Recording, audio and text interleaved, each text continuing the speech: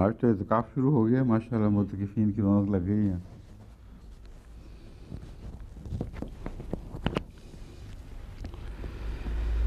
आऊज़ु बिल्लाहि मिनश शैतानिर रजीम। बिस्मिल्लाहिर रहमानिर रहीम। अवलम्मा स्वाबतकुम मुसीबतुम क़द असबतुम मिस्लहा क़ुल्तुम अन्ना हाज़ा क़ुल हुवा मिन इंदि अनफुसिकुम इन्नल्लाह अला कुल्लि शैइन क़दीर।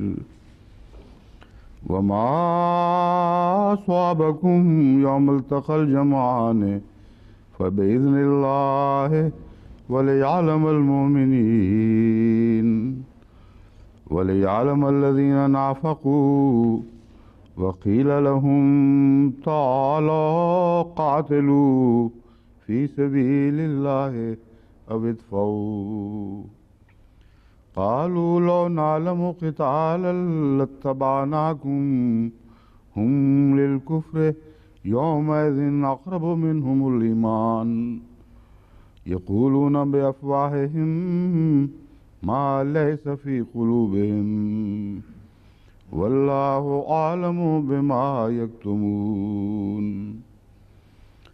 अल्लज़ीना क़ालू लिइख़वानिहिम वक़ादू लौ अताऊना मा क़ुतिलू क़ुल फ़द्रऊ अन अनफ़ुसिकुमुल मौता इन कुन्तुम स्वादिक़ीन। वला तहसबन्नल्लज़ीना क़ुतिलू फ़ी सबीलिल्लाहि अम्वाता बल अहयाउन इंद रब्बिहिम युरज़क़ून फ़रहीन बिमा आताहुमुल्लाहु मिन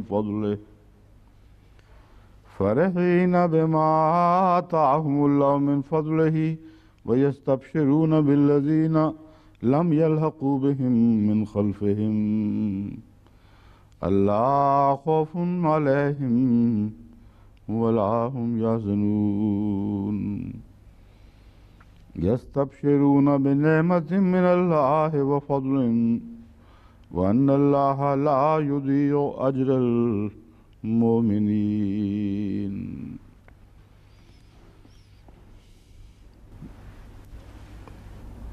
अवलम्मा असाबतकुम मुसीबतुन क़द असबतुम मिस्लहा।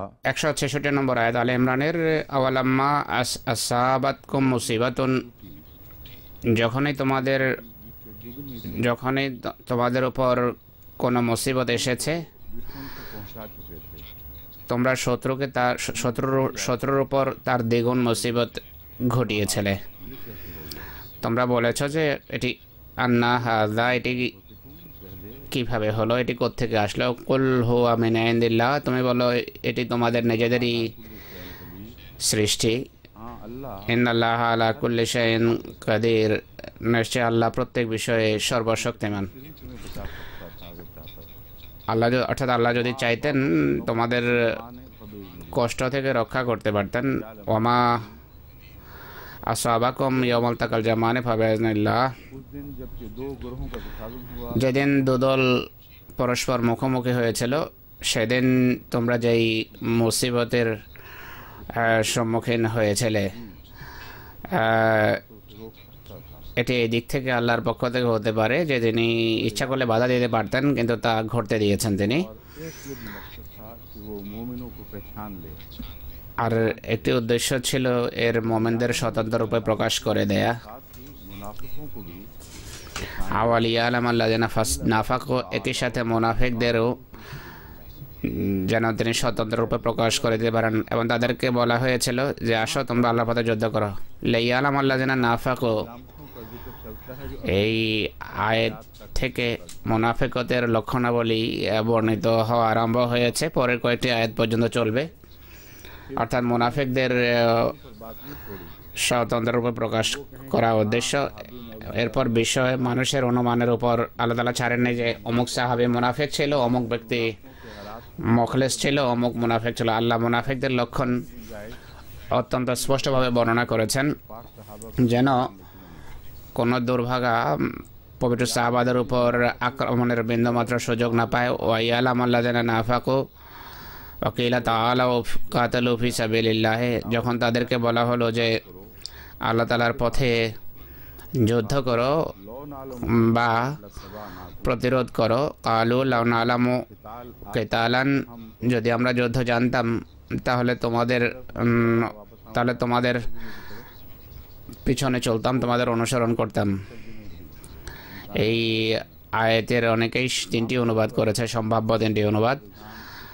সচরাচর মুফাসসিরের हमें इल्म होता कि लड़ाई होगी, মুফাসসিররা সচরাচর এই অনুবাদ করেছেন, যদি আমরা জানতাম যে যুদ্ধ হবে তাহলে অবশ্যই আমরা हमारा ख्याल तो था कि लड़ाई होनी ही नहीं। যুদ্ধে অংশ নিতাম, কিন্তু আমাদের ধারণা ছিল যুদ্ধ হবেই না। फिल्म पर मुनाफिक আর এখানে काम का जिक्र মুনাফিকদের এক অপবাদের কথা কোন কোন রওয়ায়াতে উল্লেখ আছে। এ প্রেক্ষাপটে তাই অনেক মুফাসসির এই অনুবাদকে তাই প্রাধান্য দিয়েছেন। करते थे, वो ये बात फैला रहे थे कि हैं तो रिश्ते তারা এই কথা ছড়াচ্ছিল, বলছিল মুনাফিক যে মক্কা থেকে আগতরা তো আমাদের আত্মীয় স্বজন, তাদেরকে মুসলমানেরা ছাড় দেবে, তাদেরকে ক্ষমা করবে, তাই কোনো যুদ্ধ হবে না। হুজুর বলছেন যে এই কথার ভিতর আমি কোনো যুক্তি দেখি না।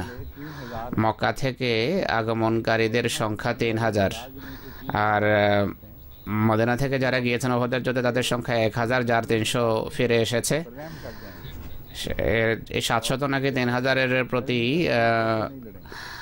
করুণা বা দয়া প্রদর্শন করে আত্মীয়তার কারণে যুদ্ধ করবে না, মাফ করে দেবে। এটি বিষয় তো উল্টা। তারা মক্কা থেকে আত্মীয়তার সত্ত্বেও এখানে যুদ্ধ করার জন্য এসেছে, তারা ইচ্ছা করলে ক্ষমা করতে পারতো। তারা অনেক ভয়াবহ মন মানসিকতা নিয়ে এসেছে। তাদের উচিত ছিল রক্ত সম্পর্কে শ্রদ্ধা করা। এর রায় যদি সঠিক হয় তাহলে এটি অদ্ভুত মনে হয়। এটি আয়াতে গ্রহণ করতে গিয়ে এই অনুবাদ এই রায় তারা বর্ণনা করেছেন যে যদি আমরা জানতাম যে যুদ্ধ হবে তাহলে অবশ্যই আমরা যুদ্ধের জন্য যেতাম বা অবশ্যই যুদ্ধ করতাম। लतवानाकुम हुम लिलकुफ्र यौमइज़िन अक़रब, হুম লিল কুফরি ইয়াউমাইযিন আকরাবু, जिस दिन वो ये बातें कर रहे थे, যেদিন তারা এই সমস্ত কথা বলছিল, আকরাবু মিনহুম লিল ঈমান, যেদিন তারা এই কথাগুলো বলছিল সেদিন ঈমানের তুলনায় কুফরির তারা অবিশ্বাসের বেশি কাছাকাছি অবস্থান করছিল। তারা जुल्म नहीं, वल्लाहु आलम, মুখে এমন কিছু বলে যা অন্তরে নেই।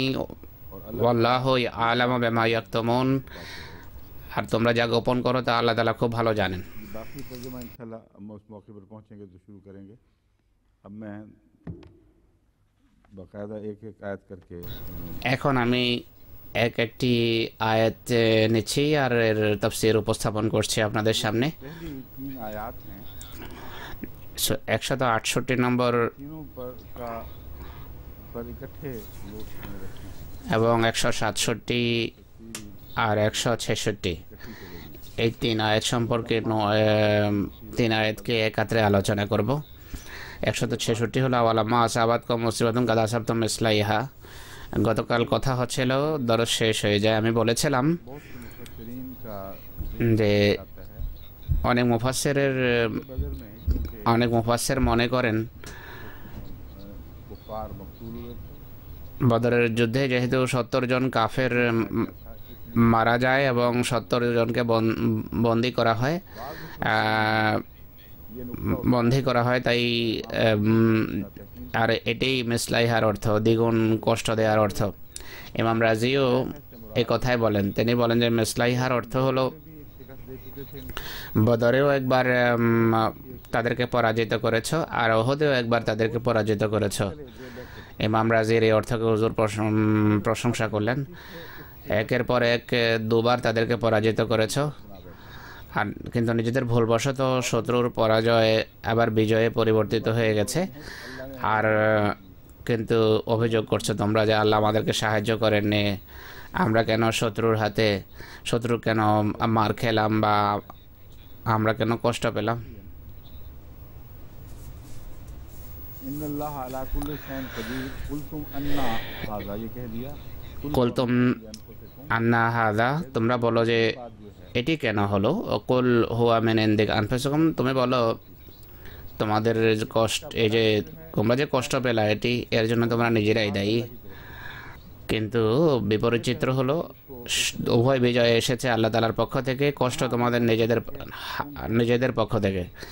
ইনদে আনফুসিকুম फतूहात বলে সত্যিকার অর্থে বিজয়ের দিকে ইশারা করা হয়েছে। को तकलीफ पहुंचाई वो তোমরা শত্রুকে যেই কষ্ট দিয়েছ তা তোমাদের পক্ষ থেকে ছিল না, তোমাদের সাধ্যের বাহিরে, তোমাদের শক্তির বাহিরে, তা আল্লাহর সাহায্যেই ছিল। वादे पर तुम क्या बात कर सकते हो। তা আল্লাহর সাহায্যের প্রতিশ্রুতি ছাড়া কি তোমরা বলতে পারো? শত্রুকে পরাজিত করার কোনো শক্তি তো তোমাদের ছিল না, শত্রুদের পরাজিত করার তোমাদের কোনো পজিশনে ছিল না, কোনো এমন কোনো পজিশনে তোমরা ছিলে না, কিন্তু তা সত্ত্বেও শক্তিশালী শত্রুকে তোমরা বিধ্বস্ত করেছো। এটি তোমাদের নিজেদের শক্তির কারণে না। হ্যাঁ, যে মার খেয়েছো তার জন্য তোমরা দায়ী। তোমরা আল্লাহর সেই প্রতিশ্রুতির যে নিরাপত্তা বেষ্টনী আছে তা থেকে বেরিয়ে গেছো।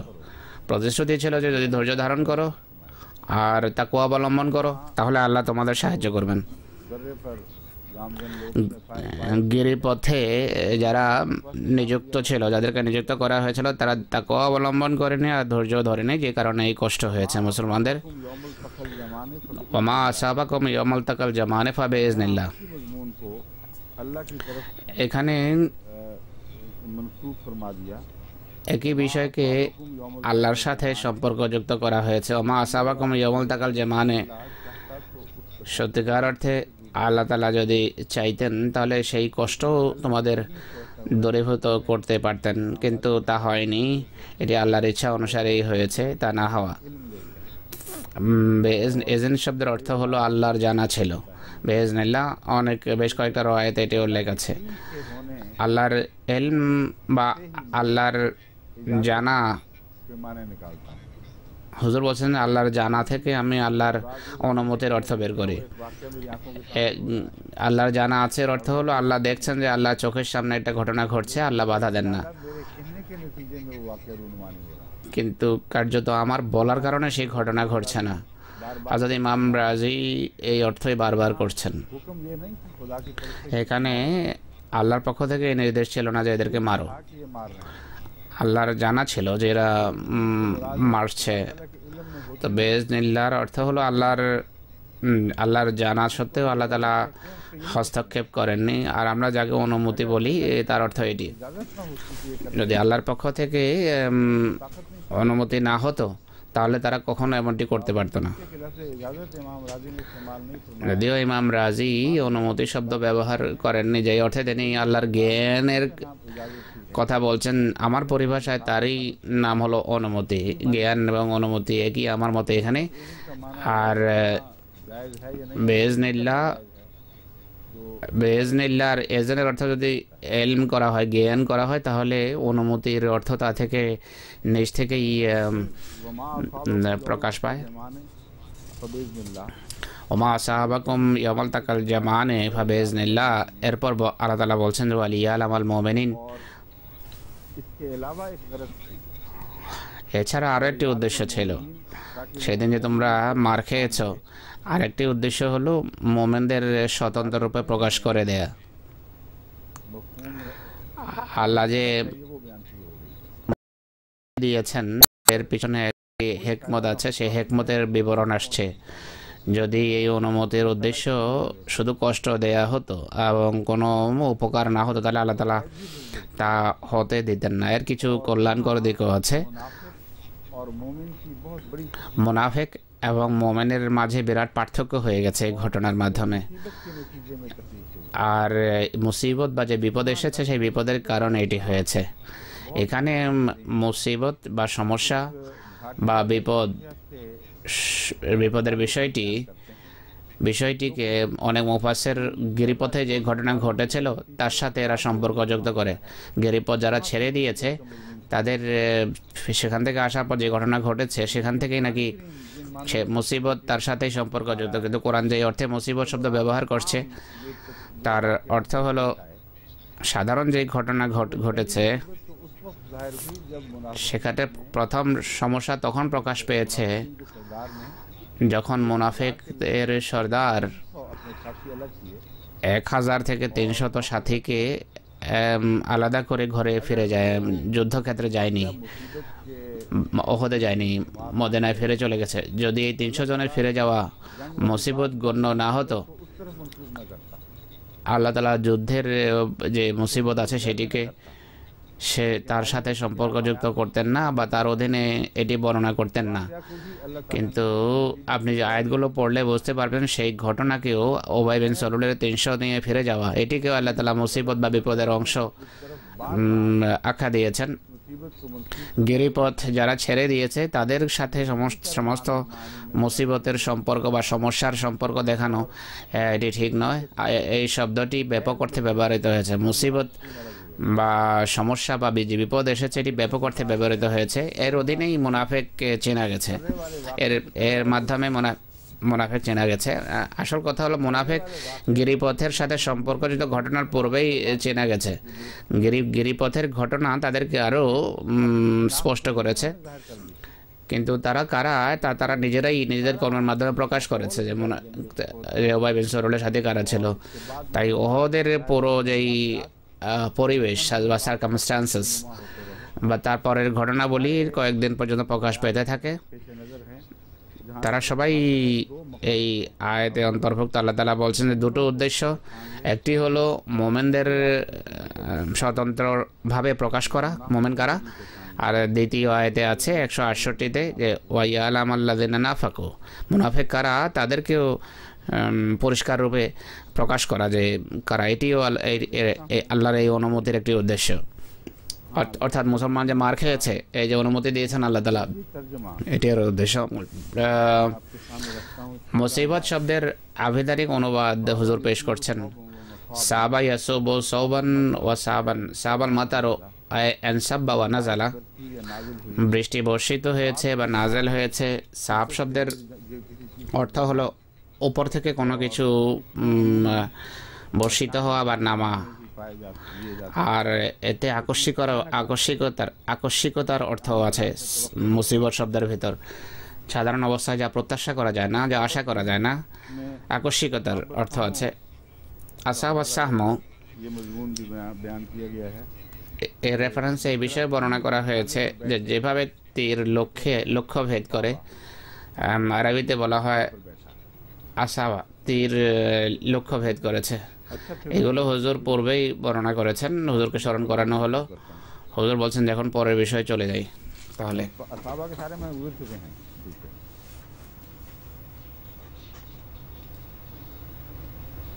अलाकुल शैन कदीर के मुतालिक भी मैं बता चुका हूँ मुख्तलिफ मुफस्सिरीन ने আলা কুল্লি শাইন কাদিরের বিভিন্ন মুফাসসির বিভিন্ন অর্থ করেছেন।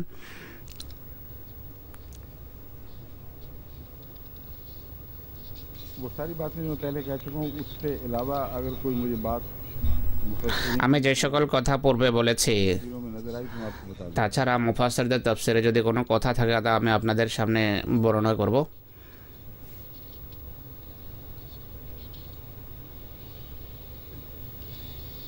तफसीर कबीर राजी ने আল্লামা রাজির তাফসীরে কবিরে ज़्यादा वसी मानों में মুসিবত শব্দটি दलील ये कायम की है ব্যাপক অর্থে নেয়ার পিছনে একটা যুক্তি দিয়েছেন। তিনি বলেন যে এই মুসিবতে গিরিপথের ঘটনার দিকে ইশারা নয়, বরং বলা হয়েছে যে তোমরা রাসূলুল্লাহ সাল্লাল্লাহু আলাইহি ওয়াসাল্লামের এই পরামর্শ মাননি, অর্থাৎ বেরিয়ে रहकर लड़ना যুদ্ধ করা ঠিক বলেছেন। মদিনায় থেকে আমরা মহারাজের এই কথা যদি আমরা মানি তাহলে আমি যা বর্ণনা করছি তার সত্যায়ন হয় এভাবে। अगरचे हुक्म को যদিও রাসূলুল্লাহ সাল্লাল্লাহু আলাইহি ওয়াসাল্লামের নির্দেশকে লঙ্ঘন করা হয়নি कि जब एक नबी গিরিপথ ছেড়ে দিয়ে, কিন্তু नूर याफ्ता है এর অর্থ হলো একজন নবী যিনি আল্লাহর পক্ষ থেকে আল্লাহর জ্যোতিতে আলোকিত, যিনি নিজের কথা স্পষ্টভাবে বর্ণনা করেছেন, তখন এর বিরুদ্ধে পরামর্শ দেয়া এটি এক ধরনের অবমাননা, माफी ज़मीर को खोल कर এটি এক ধরনের অসম্মান। যদি রসুল স্পষ্টভাবে কথা বর্ণনা না করতেন, कहता আর যদি বারবার এ কথা না বলতেন যে বেতের ভালো এটি लश्कर कलाबंद होकर ভালো হবে যদি মদিনায় অবস্থান করে আমরা সুরক্ষিত দুর্গের ভিতর থেকে যুদ্ধ করি, এটি ভালো হবে। কিন্তু তোমরা এটি শোনা সত্ত্বেও जाकर लड़ना चाहिए। যদি বারবার এটি না বলতে যে আমাদের বাইরে গিয়ে যুদ্ধ করা উচিত, তাহলে তো এই মুসিবত বা এই বিপদ আসতো না। आगाज उस नाफरम বিপদের সূচনা से शुरू होता है। সেই অবাধ্যতার मानी नहीं कहा जाता, বাহ্যিক অবাধ্যতার থেকে সূচনা হয়েছে। এটি বাহ্যত এটি প্রকৃতপক্ষে অবাধ্যতা ছিল না, কিন্তু নবীর যে সম্মানের বিষয় আছে সেই সম্মানের নিরিখে, সম্মানের দৃষ্টিকোণ থেকে এটি এক ধরনের অবাধ্যতা ছিল।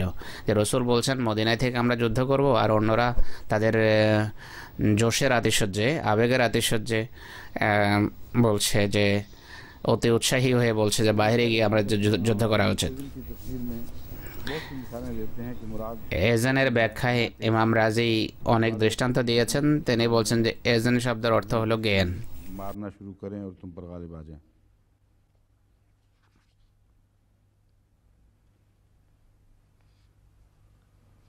दूसरा मैं जिक्र कर चुका हूँ, वो कहते हैं कि इज़न का माना अगर तकदीर लिया जाए এজেন শব্দের অর্থ যদি তাকদীর করা হয়, তাহলে এই দিক থেকে এই অর্থ ভালো লাগে যে মুসলমানরা যখন বুঝতে পারলো যে এটি ঐশী তাকদীর ছিল, এসে ঐশী তাকদীর, তাই ঐশী তাকদীরের সামনে তারা শিরোধার্য করে।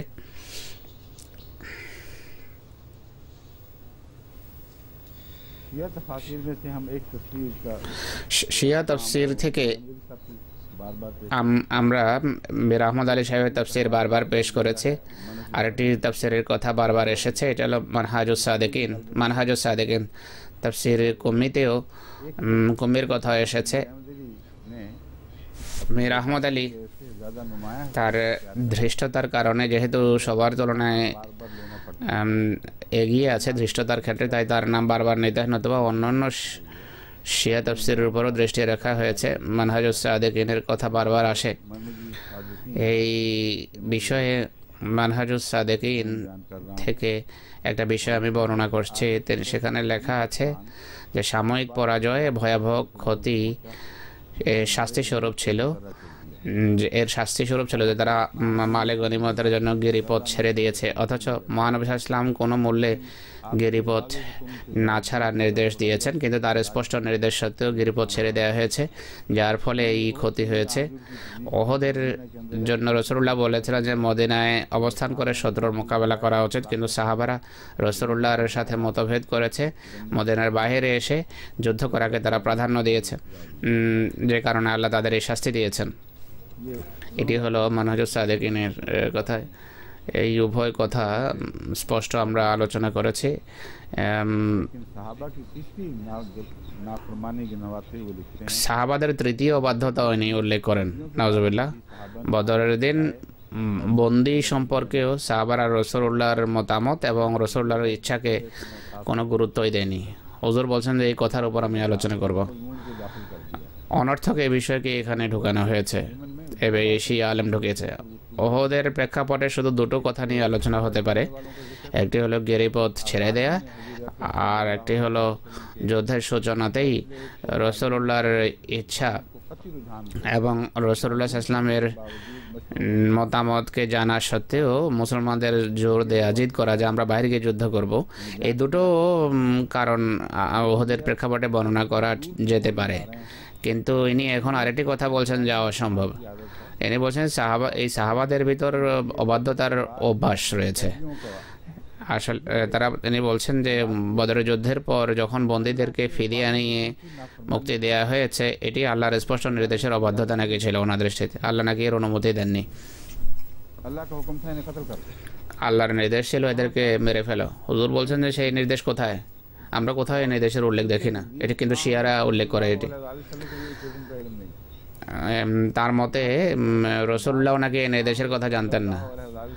রাসূলুল্লাহ সাল্লাল্লাহু আলাইহি ওয়াসাল্লাম নাকি স্বয়ং আব্বাসকে জিজ্ঞেস করেছেন के बगैर नहीं छोड़ूंगा।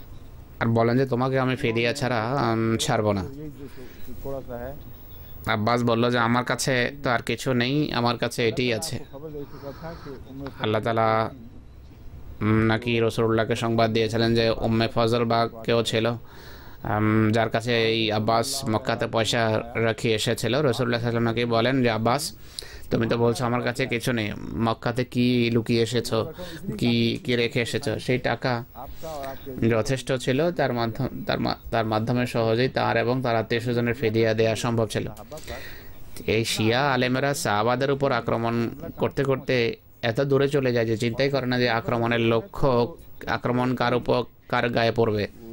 वो आले बैत बीच में ख़त्म हो जाती है, जिन्होंने बाद में बड़े बड़े कारनामे से अंजाम दिए। তো এটি করতে করতে আলে বাইতকে তারা বের করে দেয়, যারা পরে অনেক বড় বড় কাজ করেছেন। সাহাবাদের के दौरान अपनों উপর সমালোচনা করবে, কিন্তু সেই সমালোচনার সময় আপনজনকেও ক্ষতবিক্ষত করতে এরা দ্বিধা করে না। मगर सहाबा ने फिदिया की लालच में उन्हें कैदी बनाया। কিন্তু সাহাবারা ফিদিয়ার লোভে তাদেরকে বন্দি করেছে, যেন অর্থনৈতিক দৃষ্টিকোণ থেকে তারা লাভবান হতে পারে। এই নির্দেশের বিরোধিতার কারণে ওদের দিন বন্দীদের সমান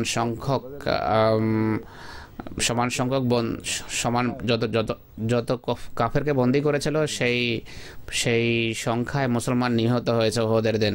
হুজুর বলছেন বড় অসম্ভব একটি কথা এনে চিন্তা করেছেন। আল্লাহ নাকি বলেছেন যে এটি হলো তার শাস্তি।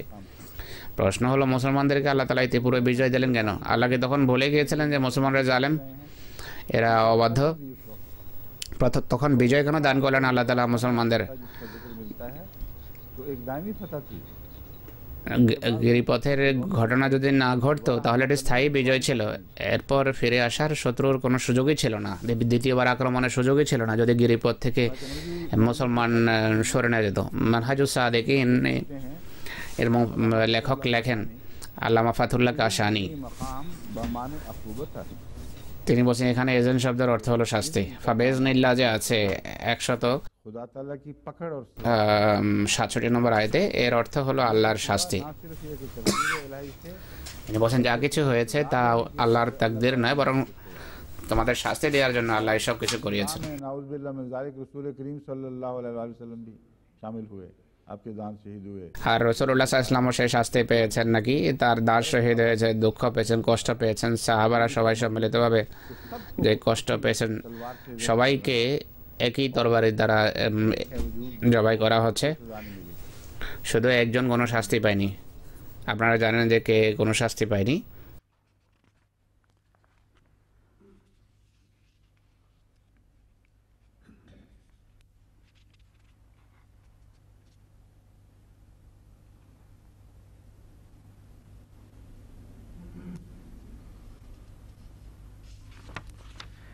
ये एक ऐसा मौका है जहाँ मीर अहमद अली साहब तनकीद से बच के निकल गए हैं। এই জায়গায় মীর আহমদ আলী সাহেব কোনো সমালোচনা করেননি সাহাবীদের, অর্থাৎ এমন কোনো কথা বলেননি যা স্পষ্ট সাহাবীদের অবমাননা বা রসুলের অবমাননা, তাই তাকে সমালোচনা করার কোনো প্রয়োজন নেই। এখানে আমাদের পক্ষ থেকে আমরা তার কোনো সমালোচনা করার কোনো যৌক্তিকতা দেখি না। হযরত খলিফাতুল মসিহ আউয়াল রাদিয়াল্লাহু আনহু बहुत से दिलचस्प वाक़यात बयान किए हैं। অনেক মজার ঘটনা বর্ণনা করেছেন। का तरीक़ ये था कि খলিফাতুল মসিহ আউয়ালের তাফসীরের রীতি হলো शहरों में সূক্ষ্ম ইঙ্গিতে বা ইশারায় কথা বলতেন। बाज़ वाक़यात अपने ज़ाती तजारत बयान करके কিছু ঘটনা ব্যক্তিগত करा करते थे। অভিজ্ঞতার আলোকে বিষয়ের উপর আলোকপাত করতেন। অনেক সময় মানুষ বোঝে না যে এই যেই মূল বিষয় আছে তার সাথে ওনার ব্যাখ্যার সম্পর্ক কী, কিন্তু উনি প্রশ্ন পছন্দ করতেন। উনি বলছেন নিজেরা চিন্তা করো, স্বয়ং বোঝার চেষ্টা করো। এই আয়াতের তাফসীরে তিনি যা বলেছেন मैं एक दो बातें आपके सामने रखता हूँ। তা সব না হলেও দু একটি কথা আপনাদের সামনে তুলে ধরি। আওয়ালাম্মা আসাবাতকুম মুসিবাতুন, এই পুরো আয়াত তিনি পুরো আয়াতের একটা তাফসীর করছেন। बहुत से लोग ऐसे होते हैं जो दुनिया के कामों में तकलीफ তিনি বলেন পৃথিবীর অনেক মানুষ এমন আছে যাদের জাগতিক কাজকর্মে কষ্ট হয়, কিন্তু কষ্ট সত্ত্বেও কাজ পরিত্যাগ করে না। কিন্তু ধর্মের ক্ষেত্রে যদি কোনো কষ্ট হয় তাহলে খুব দ্রুত তাদের মনোবল ভেঙে যায়। এটি বড় গুরুত্বপূর্ণ একটি কথা, মানুষের সহজাত প্রবণতা এটি। আর এই কারণে আমি এই আয়াতের অর্থ কন্টিনিউশনে করেছি, কিন্তু অনুবাদের দিক থেকে সেই কন্টিনিউশনের অর্থ করা যায় না। কিন্তু কন্টিনিউশনের বিষয় অবশ্যই এটি থেকে সামনে আসে। হযরত খলিফাতুল মসিহ আউয়াল রাদিয়াল্লাহু আনহু এদিকেই ইঙ্গিত করছেন যে এখানে মানব প্রকৃতির সহজাত প্রবণতার দিকে ইশারা, যে জাগতিক কাজে অগাধ সমস্যার সম্মুখীন হলেও কিছু বলে না, কিন্তু ধর্মের কাজে যখন কোনো কষ্ট হয় আল্লাহ সম্পর্কে বড় বড় কথা বলা আরম্ভ করে। এরপর তিনি বলেন যে আমি এক বুজুর্গের কাছে পড়তাম, যিনি সবসময় সফরে থাকতেন। যখনই কোথায় কোনো স্থানে যেতেন আমাকেও সাথে যেতে হতো তার সাথে। এই বুজুর্গের নাম নিয়ে একটা বড় কাহিনী তিনি বর্ণনা করেছেন, আমি পুরো পড়ব না, সংক্ষেপে বলছি। বলে যে এক ব্যক্তির মহিষ চুরি হয়, জানা গেছে চোর কারা তা জানা গেছে, সবাই জানতো। সেই বুজুর্গের উপর প্রভাব ছিল চোরদের উপর। তারা মালিক সেই বুজুর্গকে নিয়ে চোরদেরকে বোঝানোর জন্য যায়। আমিও বুজুর্গের সাথে ছিলাম। খলিফা আউয়াল বলছেন, চোর মেনে নেয় যে ঠিক আছে আপনি এসেছেন, আপনার সম্মানে আমরা মহিষ দেব, কিন্তু সেই মহিষ নয়, দ্বিতীয় মহিষ দেব। এটি চোরদের একটা বিশেষ রীতি, যা আজ পর্যন্ত এইভাবেই চলছে। জাঙ্গে আমাদের মহিষও একবার চুরি হয়েছে, চোর এই কথাই বলছিল যে আমরা দ্বিতীয় মহিষ দেব। আমি চাপ দিলাম যে প্রশ্নই ওঠে না, মহিষে আমার কোনো আগ্রহ নেই, চোরি কেন করেছো সেটি প্রকাশ করব, আর আমি ওই মহিষই নেব।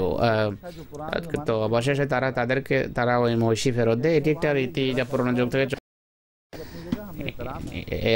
চোরেরা বললো যে আপনি বুজুর্গ, ঠিক আছে সম্মান করি, কিন্তু মহিষ যা নিয়ে এসে তা দেবো না, ভিন্ন মহিষ দেবো। ইনি বলেন যে আমার সাথে এক ছেলে পড়তো, মনে হয় তার মহিষই চুরি হয়েছে। সে বললো যে বুজুর্গদের দিয়ে কাজ হবে না, আমি জানি এটি কীভাবে বের করতে হবে, আমি বের করব। ইনি রীতি এটি উল্লেখ করেছেন, বলেন যে কালকে যখন আলোচনার জন্য আসবে তুমি বলবে আজ, আর আমি বলবো যে না কাল। আমি বলবো কাল, তুমি বলবে আজ। আমি জিজ্ঞেস করলাম যে এটি কি, তিনি বলেন যে অর্থ আমি বলছি। কেউ যখন জিজ্ঞেস করবে যে এটি কি বলছে, আজ না কাল, এই বলছে আজ, সে বলে কাল। আমি বললাম যে ইনি বলছেন যে ইনি কোরাইশি, আর কোরাইশি হিসাবে আজই তোমাদের ঘরে গিয়ে আমি আজান দেবো। আমি বলি যে না, আজকে না, এদেরকে আরও সংশোধনের সুযোগ দাও, আগামীকাল গিয়ে এদের ঘরে আজান দেবে। আর এটি হয়েছে। আমি বললাম যে আজ, ইনি বলেন যে না না কাল। আমি বললাম আজ, ইনি বলেন না না কাল। সব শ্রোতারা আশ্চর্য হলো যে কি বলছো যে আজ কাল।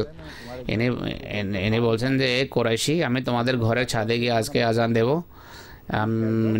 আমি বললাম যে আজকে না, এতটা মারবে না, আগামীকাল করো। ইনি বলছেন যে এরা ভয়ে কাঁপা আরম্ভ করে, ছেলে ছুটে যায় তার বাপের কাছে যে তাড়াতাড়ি মহিষ দিয়ে দেন, এরা আজান দিতে আসছে। সেখানে এই কথার সেখানে রীতি ছিল, সেখানে যেই যা ঘটেছে তা হলো সেখানে এক মৌলবি মসজিদ আজান দিত, সে কোরাইশি ছিল। কোরাইশির আজান এমন হতো যে পুরো মসজিদকে সে বিরান করেছে, আর চতুর্পাশের ঘরগুলো বিরান হয়ে গেছে। কোনো মানুষ আজানকে ভয় করে সেখানে। এই ঘটনা বাহ্যত ভিন্ন, কিন্তু এখানে এর মাধ্যমে মানব প্রকৃতির দিকে তিনি ইশারা করছেন যে নিজেদের চুরি ডাকাতির যে ক্ষতি আছে সে তা নিয়ে কোনো মাথা ব্যথা নেই। আর অনর্থক আল্লাহ এবং আল্লাহওয়ালাদের কথার সাথে দুর্ভাগ্যের সম্পর্ক দেখায়। আজানের মাধ্যমে কিভাবে ক্ষতি হতে পারে, কিন্তু মাথা যখন খারাপ হয়ে যায়, মাথা যখন বক্র হয়ে যায়, আজানকেও এরা ক্ষতিকর মনে করে। তো এই গ্রামে আজানের কথা যখন বলা হয়েছে তখন বলে যে না না, আমরা মহিষ ফেরত দেবো, আজান দিলে আমাদের ক্ষতি হবে। খলিফা আউয়াল আরও লেখেন যে আমি দেখলাম যে পীরেরা নিজেরাও মানুষকে ধোকা দেয়। কারোর প্রতি যদি অসন্তুষ্ট হয়, কোনো দুর্ঘটনা যদি ঘটে, আর কারো যদি কোনো দুর্ঘটনা ঘটে, এই পীরেরা বলে যে আমার কারণে এই দুর্ঘটনা ঘটেছে, আমাকে অসম্মান করেছে। তাই যার সাথে অসন্তুষ্ট হয় সে যদি কোনো সমস্যার সম্মুখীন হয় তখন বলে যে দেখো আরও মোকাবেলা করো। আর এইভাবে আসলে এক ধরনের ভয় ভীতি ছড়িয়ে যায়। মানুষের মন জয় করার পরিবর্তে এরা মানুষের হৃদয়ে ভীতি সঞ্চার করে। এইভাবে এর সাথে তাদের নেকি বা পুণ্যের কোনো সম্পর্ক নেই।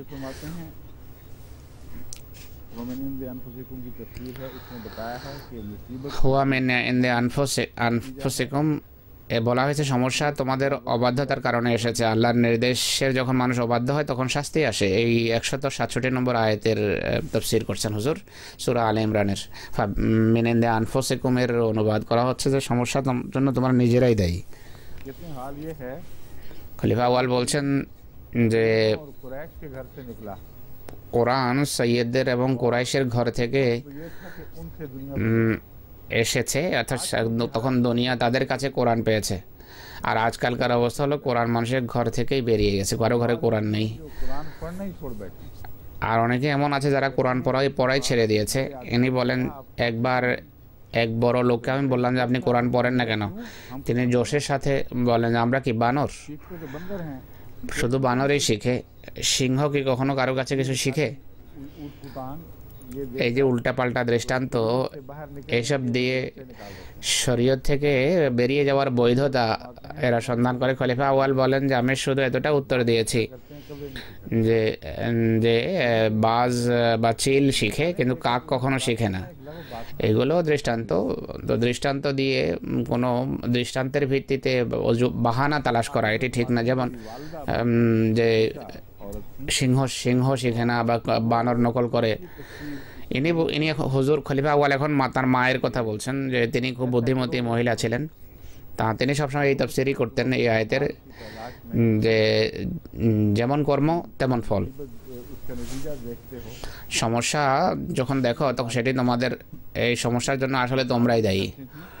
তিনি দৃষ্টান্ত দিতেন তার মা, খলিফা আউয়ালের মা।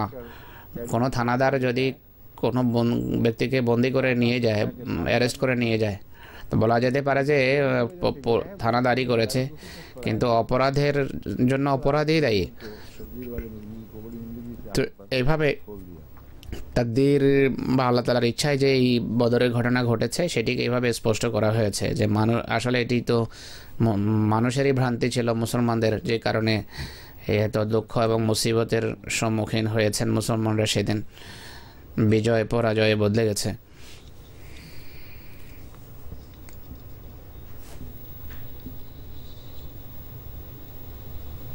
दूसरे मौद ने भी यही बयान फरमाया है হযরত মুসলিম মওদ রাদিয়াল্লাহু আনহু এটি বলেছেন যে মেনেন্দে আনফুসিকুমে, गलती और शरारत की वजह से অর্থ হলো নিজের ভুল ভ্রান্তির কারণে তোমরা শাস্তি পাও, নিজেদের দুষ্কৃতির কারণে শাস্তি পাও। বেইজনিল্লাহ এর অর্থ হলো ফলাফল আল্লাহ তাআলা প্রকাশ করেন। नतीजे जाहिर মানুষ ভুল করলে প্রকৃতির সাধারণ নিয়মের অধীনে ফলাফল প্রকাশ পায়। खेल में sell because the consequence of your এখানে বলেছেন যে এটি নির্দেশের অবাধ্য হওয়ার কারণে হয়েছে, আর মালে গনিমতের জন্য গিরিপথ ছেড়ে দেওয়ার কারণে এমন হয়েছে। बहुत रॉडवेल ये लिख रहा है রডওয়েল বলছে যে तो अप्लाई करने के बजाय इसका ताल्लुक ओहद से है এটি এই আয়াত বদর নয়, বরং ওহদের সাথে সম্পর্কযুক্ত।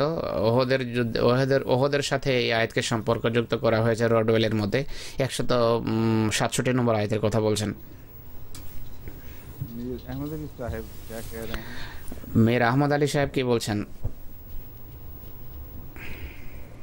कहते हैं there were many half-hearted converts to Islam ইনি বলছেন যে অনেক দুর্বল চিত্ত ইসলাম গ্রহণ করেছে। resembled that of those who followed Moses তারা ওহদের সময় দুর্বলতা প্রকাশ পেয়েছে। তারা তাদের মতো মুসলমান ছিল যারা মূসার অনুসারীদের মতো ছিল। সামান্য সমস্যা বিপদ আসলেই তারা তাদের দুর্বলতা প্রকাশ পায়, আর তারা মালে গনিমতের লোভে joined the ranks of the Muslims were not এই এমনটি করেছে। এবং যারাই মুসলমান হয়েছিল এই ধরনের, তারা কেউ আন্তরিক সত্যিকার অর্থে মুসলমান ছিল না। তো মীর আহমদ আলী সাহেবের সাহাবাদেরকে দোষারোপ করার জন্য এটি কপটতামূলক একটি বিবৃতি। যে বলছে মীর আহমদ আলী বলছেন রাসূলুল্লাহর সাথে যারা যুদ্ধে এসেছিল তারা কেউ তাদের অধিকাংশই নেক ছিল না। তাদের অপকর্মের কারণে ওহদের দিন নাকি আল্লাহ মুসলমানদেরকে কষ্ট দেখতে হয়েছে। फिर वो मीर साहब तरतीब से उन सहाबा को नाम गिनवाते हैं जो पहले में भी जिक्र करते এরপর মীর সাহেব সেই সমস্ত সাহাবাদের নাম একে একে উল্লেখ করেন, हैं कि ये नाम যাদের সম্পর্কে আল্লাহ তাআলা নাকি বলেছেন যে এরা নামে মাত্র মুসলমান, সত্যিকারের ইসলামের সাথে এদের কোনো সম্পর্ক নেই। कबीले का जिक्र करते हैं বনি আসাদ গোত্রের কথা উনি উল্লেখ করেন राइट के लिए যে বনি আসাদও आगे आ जाया करते थे जब ব্যক্তিগত স্বার্থে এগিয়ে আসতো। রাসূলুল্লাহ যখন সাথে যাওয়ার নির্দেশ দিলেন তাদেরকে, प्रॉफिट ऑन पिलग्रिमेज जब वो वाक़या না, রসুল্লাহ যখন তাদেরকে হুদাইবিয়ার ঘটনায় হজের জন্য যাওয়ার নির্দেশ দেওয়া হলো, বনি আসাদকে হুদাইবিয়ার সময় বনি আসাদ যেতে অস্বীকার করেছে। মীর আহমদ আলী বলছেন, শিয়া মুফাসসির।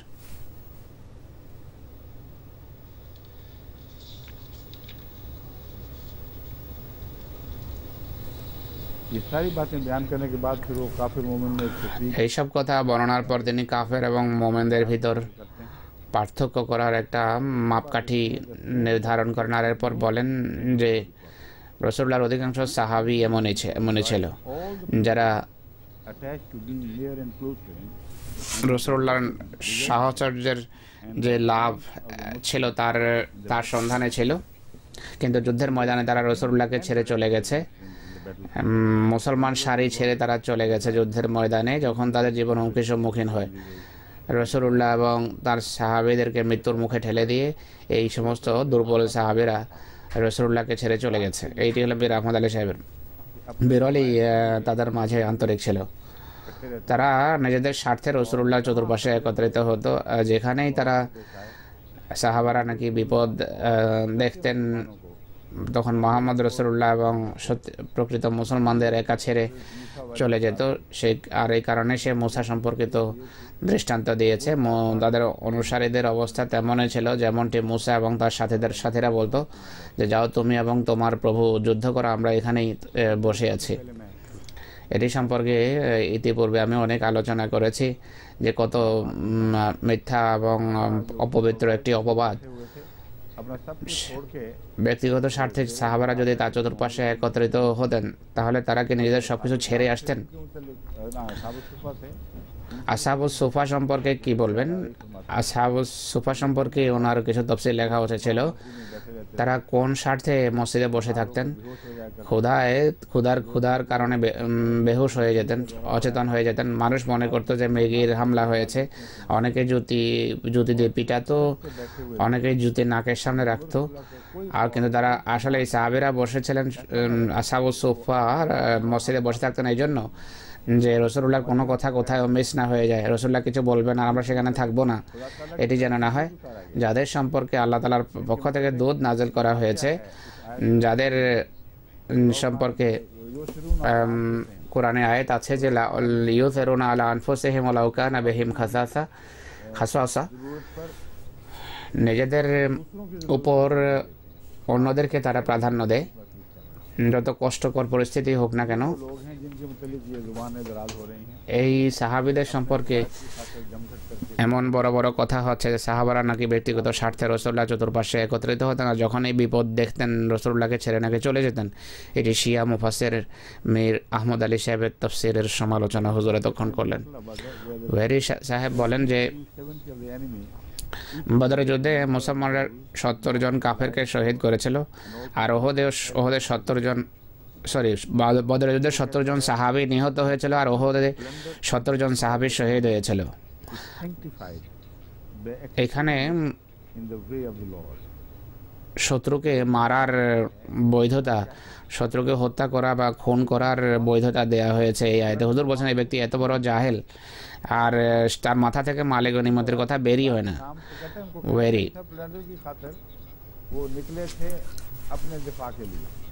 মুসলমান নাকি মালে গনিমতের জন্য বেরিয়েছে। মালে গনিমতের 3000 যোদ্ধার মোকাবেলা করবে 700 জন ব্যক্তি, তারা কি মালে গনিমতের জন্য বেরিয়েছে? এই কথার ভিতর কি কোনো যুক্তি আছে? সে জানে যে বদরের সময় ছিল মাত্র 319 জন মুসলমান, আর মক্কা থেকে এসেছিল 1000 দক্ষ যোদ্ধা এসেছিল মক্কা থেকে। আর সে জানে যে সেই মক্কার শত্রুরা এমনভাবে পরাজিত হয়েছে, তারা বোঝেই না যে সেই পরাজয়ের কারণ কি। এসব কিছু বলার পরও, বলা সত্ত্বেও বেরি হৃদয়ে যে বিদ্বেষ আছে সেটি প্রকাশ করে। সে বলে যে দেখো মারাত্মক পরাজয়ের সম্মুখীন হয়েছে কাফের, কিন্তু এটি সামান্য কথা, তেমন কিছু নয়, এমনটি হয়েই যায়। তো যেখানে আল্লাহর হাত দেখে সেখানে চোখ বন্ধ করে রাখে। যেখানে এর শয়তান তাকে কোনো কাজ দেখায় সেখানে সে ভালোভাবে দেখে যে শয়তান আমার এদের কী কুমন্ত্রণা সঞ্চার করছে। এ বলে যে সত্যিকার অর্থে মুসলমানদের যুদ্ধের উদ্দেশ্য ছিল মালে গনিমত। कहा जाए खुदा के नाम पर মালে গনিমত যদি উদ্দেশ্য হয় আর বলা হয় যে by executing it in the way of the Lord and in obedience বলা হয় যে এটি আল্লাহর পথে যুদ্ধ এবং রসুলের আনুগত্যের কারণে এই যুদ্ধের কারণ হলো আল্লাহ এবং রসুলের আনুগত্য, অথচ এটি উদ্দেশ্য নয়। তার মতে বলছেন মুসলমান শুধু মালে গনিমতের জন্য গিয়েছে। by Muhammad at Badr. বদরে মুসলমানদের যে বিজয় এসেছে সেটিকে এখানে মজেজা আখ্যা দেওয়া হয়েছে। মুসলমানদের মোট সংখ্যা ছিল 319 জন। ভেরি বলছে 319 মোহাম্মদ রসুল্লাহর সাথে ছিলেন মাত্র 319 জন, army of nearest কিন্তু শত্রুর সংখ্যা ছিল 1000-এর কাছাকাছি। notwithstanding which odds he put them to flight, having killed 70 of the principal Quraysh. আর প্রধান 70 জন কুরাইশ নেতাকে সেদিন মুসলমানরা হত্যা করে এবং 70 জনকে তারা বন্দি করে, আর শুধু 14 জন মুসলমান সেদিন শহীদ হয়েছে। তো এনে বলছেন এই ঘটনার দিকে এখানে ইশারা। রাসূলুল্লাহ সাল্লাল্লাহু আলাইহি ওয়াসাল্লামের এটি প্রথম বিজয় ছিল, যদিও এটি তেমন বড় কোনো বিষয় নয়, বোঝা যায় যে এটি বড় কোনো ব্যাপার নয় এই বিজয়। হুজুর বলছেন অদ্ভুত অজ্ঞতা, এই ব্যক্তির মাথার কি হয়েছে।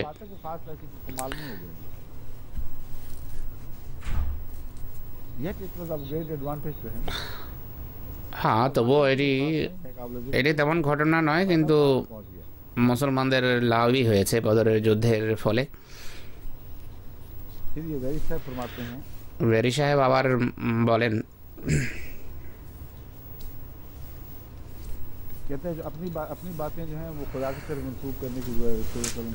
নিজের কথাকে সে বলে যে আল্লাহ তাআলার কথা, নিজের কথা আল্লাহর নামে চালিয়ে দেয়। বালি কঙ্কর নিক্ষেপ করেছেন নিজে, পরে নাকি আয়াত বানিয়েছেন যে আল্লাহ তাআলা নিক্ষেপ করেছিলেন, আর এই আয়াতের যে প্রভাব আছে সেটি বর্ণনা করেন। রাসূলুল্লাহ ইসলাম যখন মুষ্টিভর কঙ্কর নিক্ষেপ করেছিলেন তখন যে প্রবল ঝড় তার পক্ষ থেকে শত্রুর দিকে প্রবাহিত হয়, এর ফলে কঙ্কর যা সে ময়দানে ছিল শত্রুর চোখে পড়ছিল গিয়ে, আর এটি তাদের পরাজয়ের বড় কারণ হয়েছে। সেই মুষ্টিকে আল্লাহর মুষ্টি আখ্যা দেয়া এর তুলনায় উত্তম আর কোনো বর্ণনা হতে পারে না এই ঘটনার। আল্লাহর মুষ্টি সেই কাজ করেছে যা মুহাম্মদ রাসূলুল্লাহর মুষ্টি থেকে কঙ্কর নিক্ষিপ্ত হয়েছে। সেই কঙ্কর নিক্ষিপ্ত হওয়া আসলে আল্লাহ তাআলার মুষ্টি থেকে নিক্ষিপ্ত হয়েছে, সেটি আল্লাহর ইচ্ছায় হয়েছে। এটি যদিও বাহ্যত রাসূল নিক্ষিপ্ত হয়।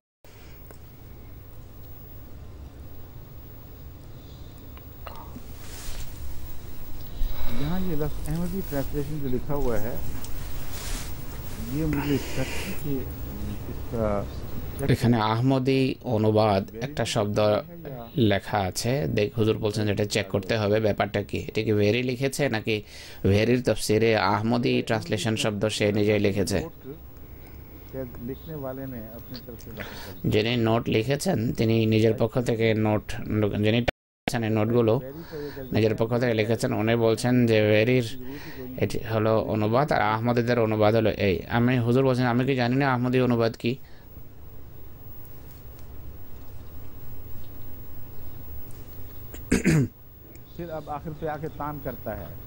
শেষের দিকে এসে ইনি মুসলমানদেরকে সমালোচনার লক্ষ্যে পরিণত করেন।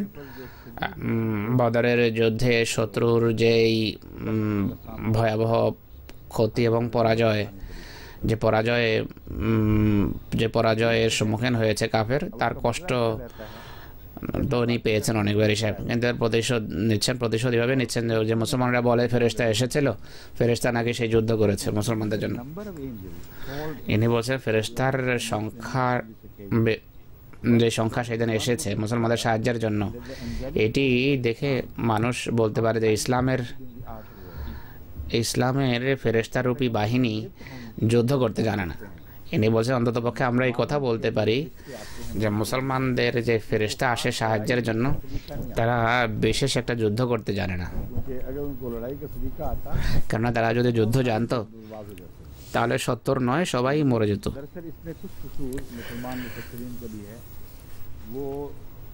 लफ्जों के সে যে এরকম কথা লিখেছে ज़ाहिरी बाने पहना এর জন্য আসলে মুসলমান মুফাসসিররাই দায়ী। তারা বাহ্যিকভাবে বাহ্যিক অর্থ করে থাকে এক শব্দের। অথচ কোরআনে তিবরে বলেছে যে ফেরেশতার উল্লেখ ছিল তোমাদের হৃদয়ে শক্তি যোগানোর জন্য, তোমাদের হৃদয়ে শক্তি সঞ্চারের জন্য। ওমান নাসরু ইল্লা মিন ইনদিল্লাহ, अल्लाह ही की होती है। সাহায্য আল্লাহ তাআলারই হয়ে থাকে, আল্লাহ তাআলার পক্ষ থেকেই আসে।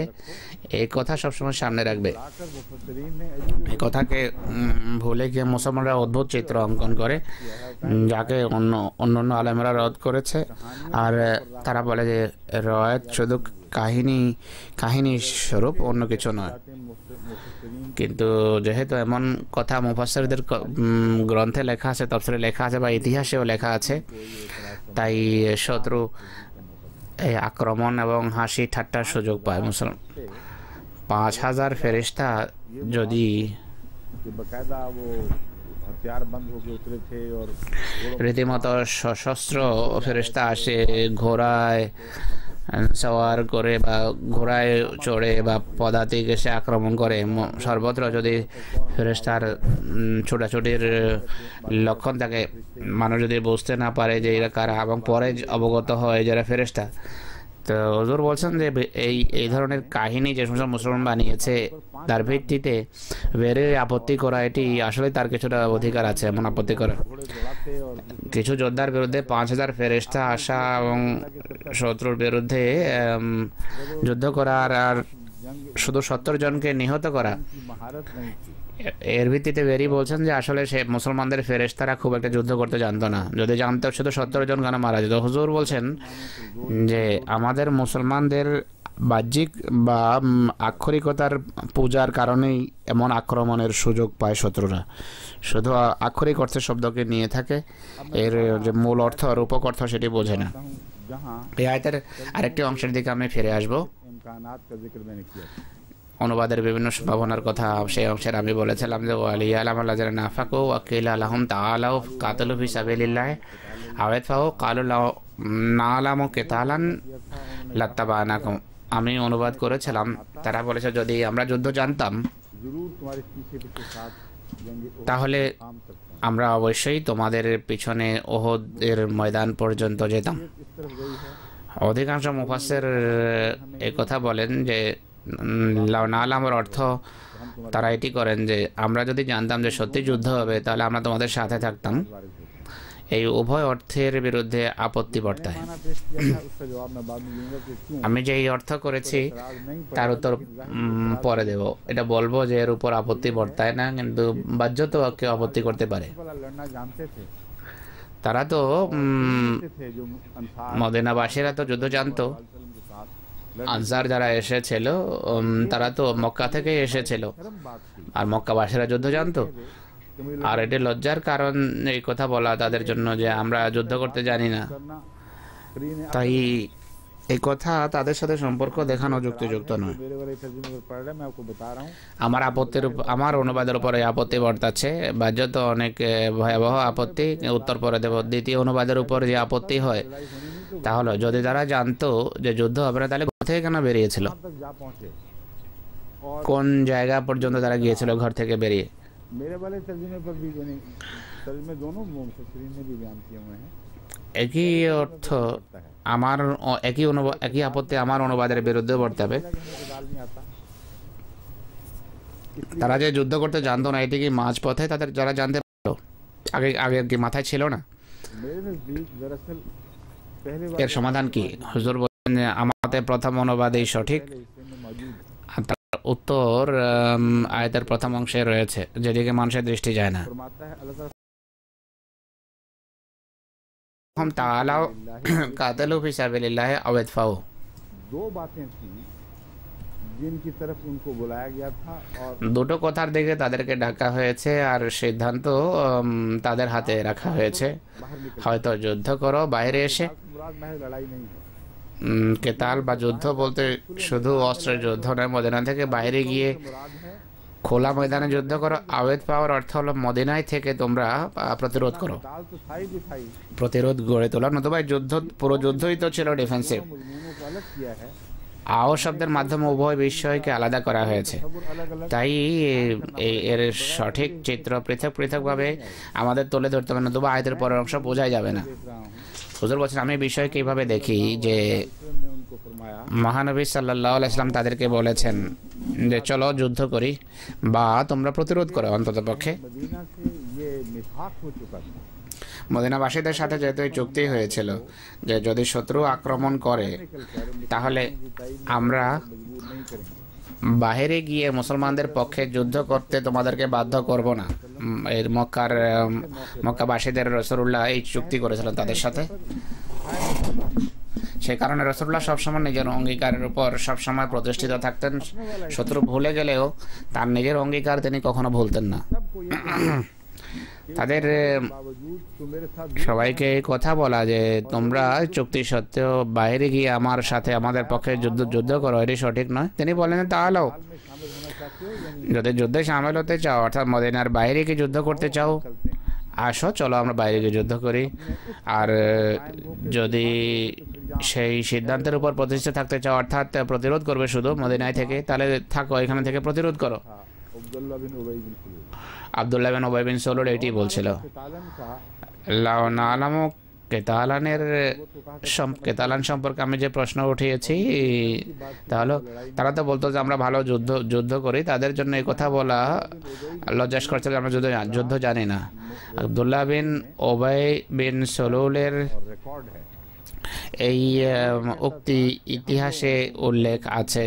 সে বলতো যে আমরা অর্থাৎ মদিনাবাসী বাহিরে খোলা মাঠে গিয়ে যুদ্ধ করার দক্ষতা রাখে না বা রাখি না। আর আমাদের ইতিহাস সাক্ষী যে শহরে দুর্গ পরিবেষ্টিত হয়ে যুদ্ধ করা আমরা এত ভালো জানি যে আরবের পর ইতিহাসে কখনো এমনটি হয়নি যে মদিনার উপর আক্রমণ হয়েছে, আমরা ভিতরে থেকে প্রতিরোধ করেছি আর আমরা পরাজিত হয়েছি। এমন ঘটনা একবারও ঘটেনি। যখনই এমন ঘটনা ঘটেছে শত্রু ব্যর্থ হয়েছে। এটি তার স্পষ্ট যুক্তি ছিল। এখানে কেতাল যুদ্ধের মোকাবেলা রাখা হয়েছে প্রতিরোধ। যুদ্ধের অর্থ ছিল বাহিরে গিয়ে যুদ্ধ করা। আর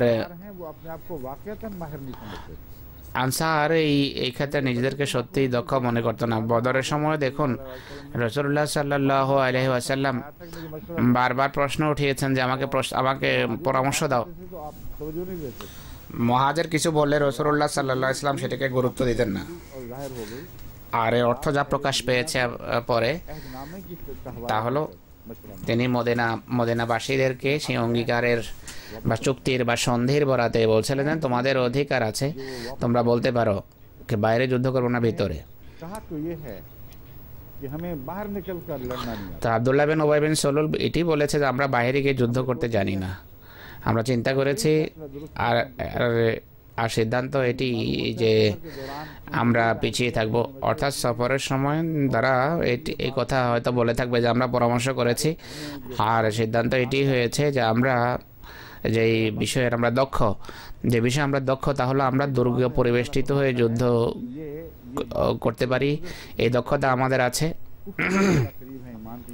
আল্লাহ তাআলা বলছেন যে এই অজুহাতের মাধ্যমে তারা কুফরির কাছে গিয়ে পৌঁছেছে, ইমানের নয়। তাদের হৃদয়ে ভিন্ন কথা বিরাজ করছে কিন্তু মুখে বলছে ভিন্ন কথা। আল্লাহু আ'লামু বিমা ইয়াকতুমুন। আর তাদের হৃদয়ে কি আছে আল্লাহ সবচেয়ে ভালো জানেন। এর অর্থ হলো কার্যত প্রতারণার উদ্দেশ্যে তারা সেখানে এই বাহানা করেছে। তারা সূচনাতেই তাদের নিয়ত নোংরা ছিল। এর উত্তর হলো যে আল্লাহ তাআলা তাদের এই যে বাহানা যে আমরা যুদ্ধ জানি না এটিকে মিথ্যা আখ্যা দিচ্ছেন। আল্লাহ বলছেন তাদের নিয়ত ছিল নোংরা।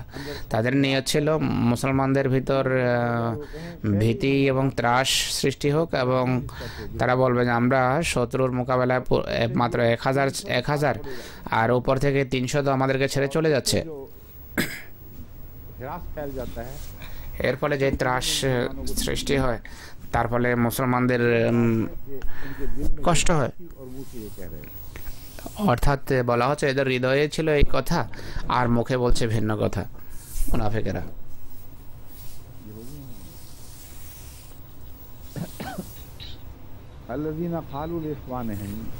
আল্লাযীনা ক্বালু লিইখওয়ানিহিম ওয়া ক্বাদু 169 নম্বর আয়াত আল্লাযীনা ক্বালু লিইখওয়ানিহিম ওয়া ক্বাদু লাউ আতাউনা মা কুতিলু কুল ফাদরাউ আন আনফুসিকুমুল মাউতা ইন কুনতুম সাদিকিন আল্লাযীনা ক্বালু লিইখওয়ানিহিম ये वही लोग हैं আল্লাযীনা ক্বালু এরা তারা মুনাফিকদের কথা হচ্ছে আল্লাহ যে মুনাফিকদের যেন প্রকাশ করে দিতে পারেন মুনাফিকের ব্যাখ্যা হচ্ছে এখন देखते हैं ये एलामते हैं जिनमें पाई जाती মুনাফিকের এই লক্ষণ যাদের ভিতরে এই লক্ষণ পাওয়া যাবে তারাই মুনাফিক এর বাহিরে গিয়ে কাউকে মুনাফিক আখ্যা দেওয়া তোমাদের অধিকার নেই इस्लाम से मुराद আল্লাযীনা ক্বালু লিইখওয়ানিহিম তারা ভাই বন্ধুদের বলল কেউ কেউ বলল যে এর অর্থ হলো আনসার रसूलुल्लाह सल्लल्लाहु अलैहि वसल्लम के मुखलिस কিন্তু মোহাম্মদ সাল্লাল্লাহু আলাইহি ইসলামের যে নিবেদিত প্রাণ আনসার ছিলেন তাদেরকে ওই কথা বলতে পারেন না তাদের ভাই বন্ধু অনুবাদ সঠিক হবে उन्होंने कहा তারা স্বগোত্রীয়দের সমমনাদের বলল কাদু कहा और बैठ गए অর্থাৎ যারা इमाम राजी लिखते हैं कि एक যারা ভাইদেরকে বলল এবং যারা বসে গেল ইমাম রাজি বলেন যে ওয়াও হালিয়া ये कहा जबकि वो खुद अर्थात बैठ रहे थे যারা এই কথা বলেছে বসা অবস্থায় जंग के मौके पर इस्तेमाल নিজেরা বসে আছে है घर में बैठ আর বসা অবস্থায় অর্থাৎ আলস্য দেখিয়েছে ঘর থেকে বেরই হয়নি যুদ্ধের জন্য সেই অবস্থায় তারা ভাইদেরকে বলেছে যুদ্ধের জন্য বের হয়নি ঘরেই বসেছিল তারা তাদের ভাইদেরকে বলে ওয়া কাদু हालत में उन्होंने ये बात की তারা এমন অবস্থায় এই কথা বলেছে যখন তারা যুদ্ধকে এড়িয়ে ताउना मा ঘরে বসেছিল লাতাও না মা কোতেলু যদি তারা আমাদের আনুগত্য করত मकबूल न होते या कत्ल न তাহলে তারা নিহত হতো না लेकिन इसका एक और भी माना बन सकता है अल्लज़ीना क़ालू लिल কিন্তু এর আরও একটি অর্থ হতে পারে আল্লাযীনা ক্বালু লিইখওয়ানিহিম ওয়া কাদু লাউ আতাউনা তারা বলল अगर ये तर्जुमा किया जाए तो सामने এবং मौजूद रहेंगे। বসে থাকলো এটি যদি বলা হয় তাহলে সামনাসামনি থাকা উচিত দুজনেরই তাদেরকে বলে বসে গেল ये तर्जुमा इम्कानन तो हो सकता है लेकिन हालात पर इतलाफ नहीं पाता এটি সম্ভাব্য অনুবাদ হতে পারে কিন্তু পরিস্থিতির ক্ষেত্রে প্রযোজ্য হতে পারে না ইমাম রাজি যে অনুবাদের দিকে ইশারা করেছেন সেটিই বেশি যুক্তিযুক্ত এবং যথাযথ মনে হয় बात सही অর্থাৎ তারা এই কথা তখন বলেছে যখন তারা নিজেদের ঘরে বসেছিল ताउना मा कुतिलू লাওয়াতাও না মা কোতেলো যদি এরা আমাদের কথা মানতো তাহলে যুদ্ধের ময়দানে মারা যেত না বা নিহত হতো না ফাদরাও আনফুসিকুমুল মাউতা मौत को हटा कर देखो তুমি বলো যদি তোমরা সত্যবাদী হয়ে থাকো তাহলে তোমরা নিজেদের উপর থেকে মৃত্যুকে সরিয়ে দেখাও ইন কুনতুম সাদিকিন ये जो दलील है इसके मुतल्लिक मुख्तलिफ मुफस्सिरीन ने सवाल उठाया है এই যুক্তি সম্পর্কে বিভিন্ন মুফাসসির প্রশ্ন উঠিয়েছেন किस प्रकार है তারা বলেন যে এই যে প্রমাণ এই যে যুক্তি এটি বুঝতে একটু অসুবিধা হয় और मौत কতল ভিন্ন জিনিস এবং মৃত্যু ভিন্ন জিনিস होती नहीं थी बजाते মৃত্যু তো আসলে বিতর্কের বিষয় ছিল না এখানে हर किस्म की मौत को टाल सकते हैं এরা কখনো বলতো না যে আমরা সকল প্রকারের মৃত্যু টলাতে পারি गए तो मारे गए তারা বলতো যে আমরা যুদ্ধের ব্যাপারে পরামর্শ দিয়েছি যদি তোমরা গিয়েছো তাই মারা গেছো যদি না যেতে মারা যেতে না তো প্রশ্ন হলো আল্লাহ তাআলা এই কথা কেন বললেন কুল ফাদরাও আন আনফুসিকুমুল মাউতা बात को ले गया কতল বা যুদ্ধের কথা হচ্ছে আল্লাহ তাআলা মৃত্যুর সাথে সম্পর্কযুক্ত উত্তর দিচ্ছেন যে মৃত্যু টলিয়ে দেখাও मैं दोबारा वापस आऊँगा মৃত্যুকে প্রতিহত করে দেখাও এই বিষয়ের দিকে আমি आपके सामने रखता हूँ আবার ফিরে আসবো প্রথম মুফাসসিরদের ব্যাখ্যা আপনাদের সামনে রাখি अक़बुल मवारिद ने वैसे कादा के नज़ूम में बयान फरमाया है আকরাবুল মাওয়ারিদ কাদা সম্পর্কে বলেন যে এখানে और बेवकूफ़ी की तरफ भी वो इशारा करता है কালা শব্দ তাদের নির্বুদ্ধিতা इसका बयान এবং তাদের বেওকুফির দিকে ইঙ্গিত করে তিনি বলেন যে আল কৌদাত আল হেমারো গাধাকেও কৌদা বলা হয় যে সবসময় বসেই থাকে অনেক সময় গাধা যখন বসে যায় ওঠানো যায় না যাদের গাধার অভিজ্ঞতা আছে তারা জানে যে हिंदी कौम है বড় নির্বোধ এবং নাছোড় প্রাণী এটি যেখানে একবার বসে যায় সেই জায়গা ছাড়তে চায় না তো এখানে এইদিকেও হালকা ইশারা যে তারা গাধার মতো সেখানে বসেছিল এবং সেখান থেকে তারা ওঠার নামেই নিচ্ছিল না आज মুনাফিকেরা उसकी बीमारी को भी कहते हैं। একাদ ওয়াল কওয়াদ সেই রোগকে বলা হয়, যেমন গেটে বাত ইত্যাদি। क्या होता है, गंठिया भी लिखा जाता है, गठिया भी है ही ना, बाद लोग गंठिया भी लिखते हैं, ये दुरुस्त है या गलत है? मैंने तो हमें तो खतों में গাঠিয়া গান্ঠিয়া গেটে বাতকে উর্দুতে কি গান্ঠিয়া বলা হয় না গাঠিয়া বলা হয়, এটা হুজুর জিজ্ঞেস করছেন। হুজুর বলছেন যে উভয়টি হবে, উভয় শব্দ সঠিক। ফাদরাউ অর্থ হলো ধাক্কা দাও, ধাক্কা দেয়া, शिद्दत से सख्ती से किसी को কোনো কিছুকে জোরে ধাক্কা দিয়ে দূরে সরিয়ে দেয়া, এটিকে বলা হয় ফাদরাউ। এর একটি অর্থ হলো প্রসার, ছড়িয়ে দেয়া, হঠাৎ করে হামলা বা হঠাৎ করে আক্রমণ, এর জন্য শব্দ ব্যবহার। ফাদরাউ আনকুমুল মওতার অর্থ হলো मौत को दफा कर दो, মৃত্যুকে টলিয়ে দেখাও, कर दो, गोया कि टाल दो मौत को, अगर ये तुमने মৃত্যুকে সরিয়ে দাও, মৃত্যুকে প্রতিহত করো যদি শক্তি থাকে তোমাদের ভিতর। इमाम राजी ने मुख्तलिफ माने इसके ইমাম রাজি এর बात से मजीद बात বিভিন্ন অর্থ করেছেন, বিশেষ কোনো কথা অবশ্য নেই যা উল্লেখ করার প্রয়োজন থাকতে পারে তার তাফসীর থেকে। इमाम राजी लिखते हैं कि वाहिदी कहते हैं कि जो वाव आई है वो हाल के लिए आई है, मैं पहले जिक्र कर चुका हूँ। ওয়াহেদি বলেন এখানে যে ওয়াও এসেছে, ওয়া কাদু, এই যে ওয়া শব্দ আছে কাদু শব্দের পূর্বে, এটি হালিয়া, অর্থাৎ তারা এই কথা যখন বলেছে তখন এমন অবস্থা বসে যখন তারা ঘরে বসেছিল। खुदा ने कुल फजर কাফেরদের এই উক্তির উত্তরে যে কালুল ইখওয়ানহিম ওয়া কাদু লা আতাউনা মা কুতিলের উত্তরে আল্লাহ তাআলা বলেছেন যে ফাদরাউ আন আনফুসিকুম মাউতা ইন কুনতুম সাদিকিন। তারা অনুবাদ জানেন, আমি আবার অনুবাদ করছি যেন সবাই বুঝতে পারেন। दुश्मन का कौल बयान हुआ, लौ শত্রুর উক্তি হলো লা আতাউনা মা কুতিলু, ওহদে যারা শহীদ হয়েছে তারা যদি আমাদের কথা মানতো, মুনাফিক বলছে যে এরা যদি আমাদের কথা মানতো আর ঘরে বসে থাকতো, অর্থাৎ মদিনায় যুদ্ধ করতো মদিনার ভিতর থেকে, তাহলে মারা যেত না। ইমাম রাজি বলছেন যে এর উত্তরে আল্লাহ এই কথা কেন বললেন, কুল ফাদরাউ আন আনফুসিকুম মাউতা ইন কুনতুম সাদিকিন, তোমরা নিজেরা মরবে, যদি না মরো, যদি সত্যবাদী হয় মৃত্যুকে প্রতিহত করে দেখাও, সরিয়ে দেখাও। এই আয়াতের পূর্বের আয়াতের সাথে কি সম্পর্ক, উনি নিজে উত্তর দিচ্ছেন।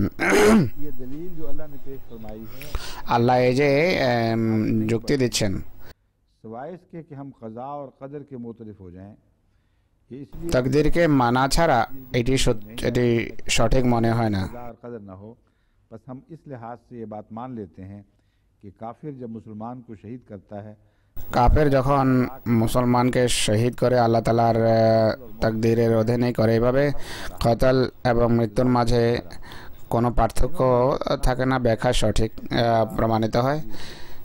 ইনি তাকদীরের, ইমাম রাজি তাকদীরের বিষয়টা বর্ণনা করছেন। তাকদীর ছাড়া এই আপত্তির কোনো উত্তর খুঁজে পাওয়া যায় না। কোরআন এই যে উনি বলছেন যে মৃত্যু কেউ নিহত হয়ে মারা যাক বা অন্য কোনোভাবে মৃত্যু আসুক, উভয় ক্ষেত্রে নির্দিষ্ট তাকদীরের অধীনে আসে আল্লাহ তাআলার। আর তাকদীরকে তোমরা কোনোভাবে প্রতিহত টলাতে পারো না, কোনো ব্যক্তি নিহত হোক বা অন্য কোনোভাবে মারা যাক।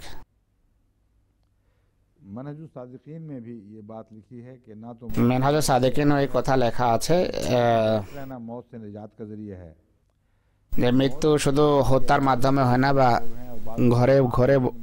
ঘরে বসে থাকলেও সবসময় মৃত্যু প্রতিহত করে না। অনেক সময় যারা যুদ্ধের ময়দানে যায় তারা মারা যায়, আর যারা ঘরে বসে থাকে তারা मान लेते और हमारे অনেক সময় যুদ্ধের ময়দানে যারা যায় তারা জীবিত থাকে, ঘরে বসে থাকে, তারা মারা যায়।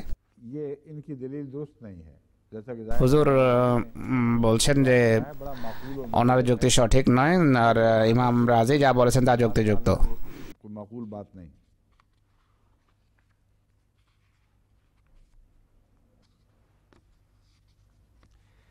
इस पर तफसीर रूहुल बयान में और बहर मुहीत में है, अल्लाह ताला ने उनके इस दावा को झुटलाया और फरमाया বাহিরে মহিতে আছে যে আল্লাহ তাদের দাবিকে মিথ্যা প্রমাণ করছেন।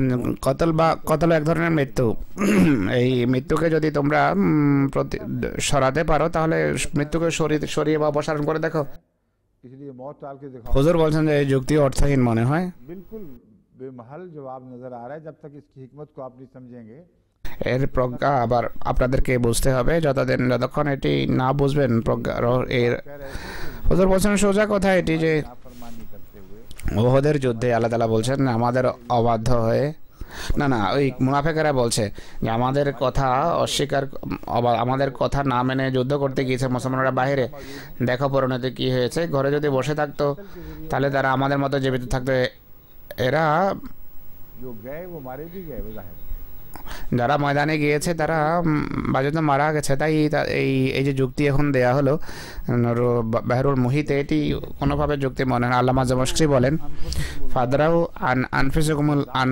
আনফুসিকুমুল মাউত, এটি এক ধরনের হাসি, এটি এক ধরনের ঠাট্টা আল্লাহ তাআলার পক্ষ থেকে, যে এরা তো মারা গেছে, এখন হে মুনাফিকেরা নিজেদের চিন্তা করো, যদি এত তোমরা সর্বশক্তিমান হয়ে থাকো নিজেদের মৃত্যুকে প্রতিহত করে দেখাও। হুজুর বলছেন যে কিছুটা যুক্তি তো আছে এই কথার ভিতর। যে মুসলমান নিহত হয়েছে হাসছ, অবশেষে তোমরাও একদিন মারা যাবে। মৃত্যু যদি তোমাদের নিয়ন্ত্রণে থাকে তাহলে নিহত হওয়া থেকে বেঁচেছ, কিন্তু অন্য যে স্বাভাবিক মৃত্যু আছে তাকে একটু প্রতিহত করে দেখাও।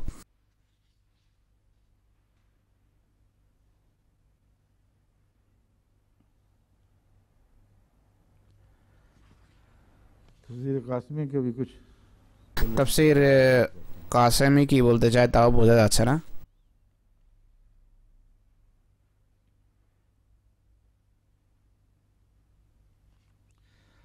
हजरत मुस्लिम माऊद ने হযরত মুসলিম মাউদ রাদিয়াল্লাহু আনহু एक और माने लिए हैं मौत से।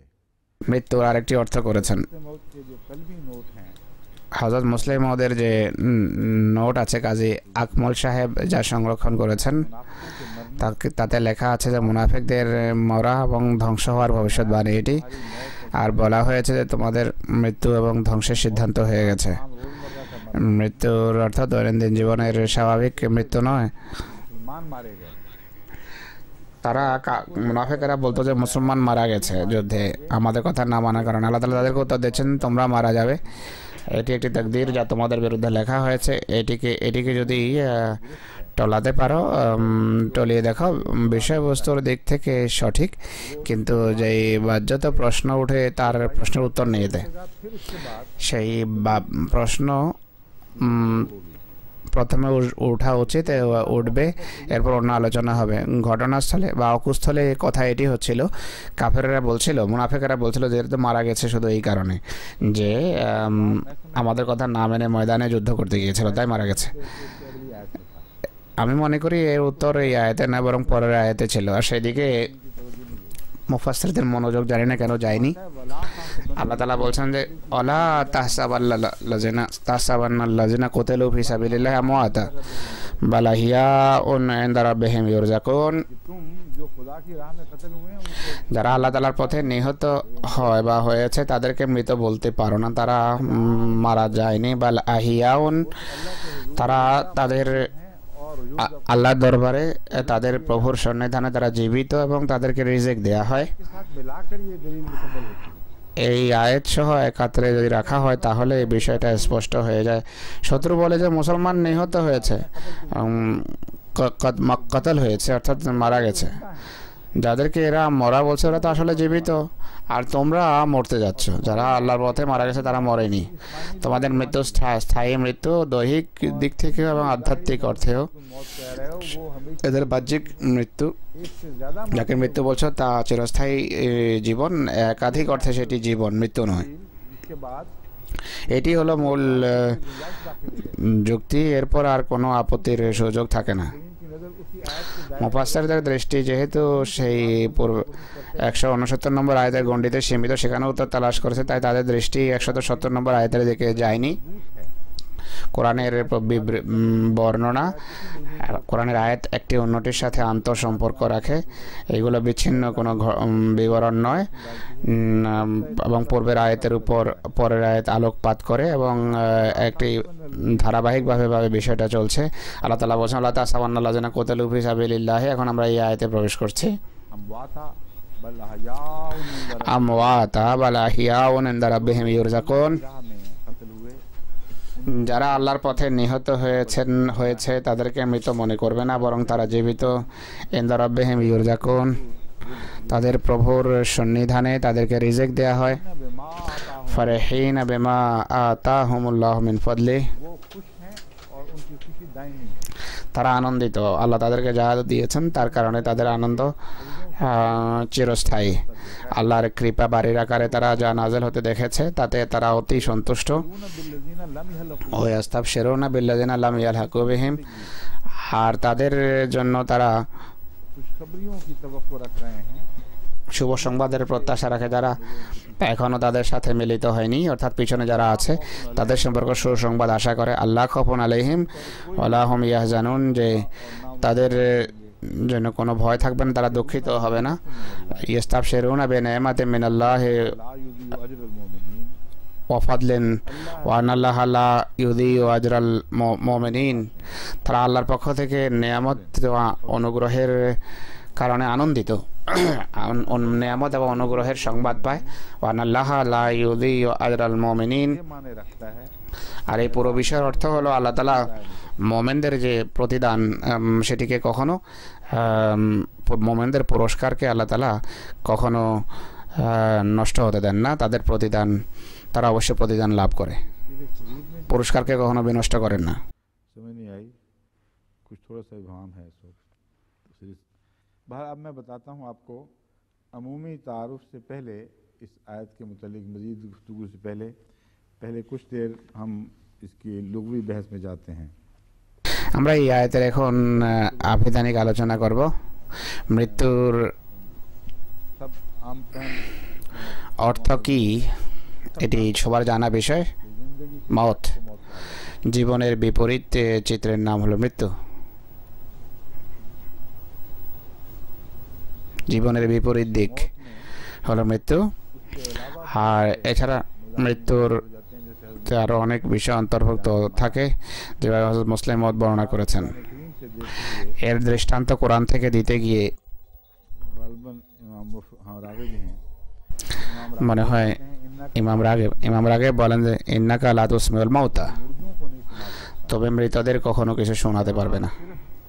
कब्रों में पड़े हुए मुर्दे मुराद नहीं, এখানে শুধু কবরস্থ মুর্দার কথা বলা হচ্ছে না, বরং তাদের নাম উল্লেখ করতে গিয়ে জীবিত মুর্দাদের কথা বলা হচ্ছে। যেভাবে কবরস্থরা তোমাদের কথা শোনে না, যারা জীবিত মরা তাদেরকেও কোনো কথা শোনাতে পারবে না, বোঝাতে পারবে না। फिर वयातिहिल मौत मिन कुल्li मकान, ওয়ায়াতিহিল মাউতু মিন কুল্লি মাকানিন ওয়া মা হুয়া বিমাইয়িত, हर तरफ से मौत সকল দিক থেকে घेरे में ले लेगी, हर तरफ से মৃত্যু তাকে हमलावर আক্রমণ করবে, পরিবেষ্টন করবে। वमा हुआ बिमय्यतिन, लेकिन ওয়া মা হুয়া বিমাইয়িত, কিন্তু তারা তারপরও মরবে না, फिर कि उसका वजूद हर वक्त मौत में घिरा रहेगा, मौत को ले বরং তার সত্তা সবসময় মৃত্যুতে পরিবেষ্টিত থাকবে, মৃত্যুর স্বাদ পাবে, কিন্তু সেই মৃত্যু আসবে না যা এই কষ্ট থেকে তাকে মুক্তি দিতে পারে। मौत माना नींद का मुहावरा মৃত্যুর একটি অর্থ হলো ঘুম, এটি সবাই জানে। আর নওমু वल मौत মাউতুন খফিফুন ওয়াল মাউতু নওমুন সাকিল, अल उक्तुल मौत का मुहावरा दिया गया আল নওমু আল মাউতু আন নওমু উক্তুল মাউত, আরবি পরিভাষা এটি সবার জানা আছে, আরবি প্রবাদ। की जाती है। नींद तो हल्की मौत है, ঘুম হালকা মৃত্যু, जो मर जाना है আর মরে যাওয়া গভীর বড় মৃত্যু। यतवफ़ाकुम बिल्लैल वाली হুয়াল্লাযী ইয়াতাওয়াফাকুম বিল্লাইল, এই সম্পর্কিত আয়াত দিয়ে বিষয়ের পুনরাবৃত্তি করা হয়েছে। इसके बाद बहुत सी रवायात हैं जो मुख्तलिफ मुफस्सिरीन बयान करते हैं। আরও অনেক রওয়ায়াত আছে যা বিভিন্ন মুফাসসির বর্ণনা করেন।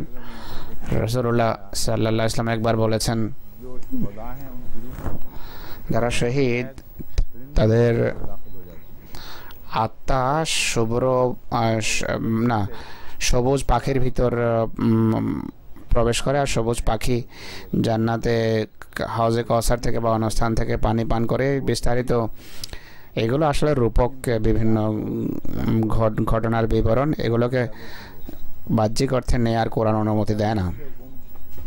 কোরআন বলে যায় নুনশিকুম ফীমা লা তা'লামুন, वनुनशियाकुम फीमा, ওয়া- बात पर कादिर हैं कि तुम्हें उठाएं। আমরা তোমাদের পুনরুত্থান করার পুরোশক্তি রাখি इस सूरत में जिसको এমন একটি রূপে যে যার তোমরা কোনো জ্ঞান রাখো না।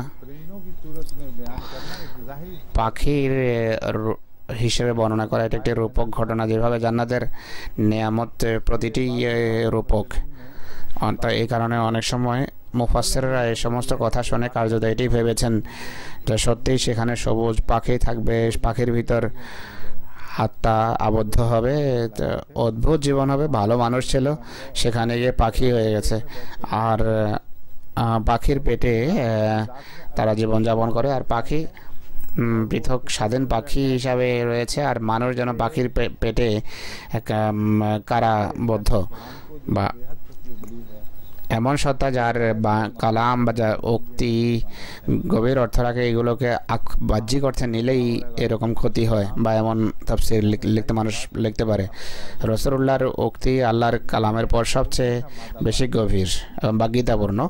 পাখির ভিতর উড়ার বৈশিষ্ট্য আছে, আকাশের উচ্চতায় উড়ার জন্য পাখির দৃষ্টান্ত দেওয়া হয়। আর এইসব কিছুর ভিতর প্রশান্তির অর্থ আছে।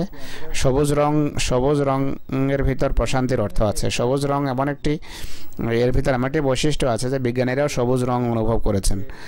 চোখের এবং দৃষ্টির বা চোখ আই স্পেশালি যারা আছে তাদের গবেষণা হলো, চক্ষু বিশেষজ্ঞ যারা আছে তারা বলেন যে এই পৃথিবীর জন্য আমাদের জমির জন্য যদি কোনো রং নির্বাচন করা হতো, আর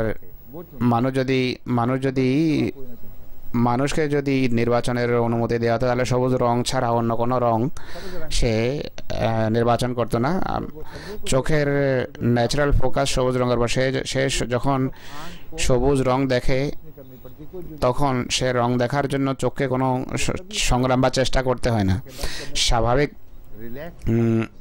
যেভাবে রিল্যাক্সড অবস্থায় সে দেখে।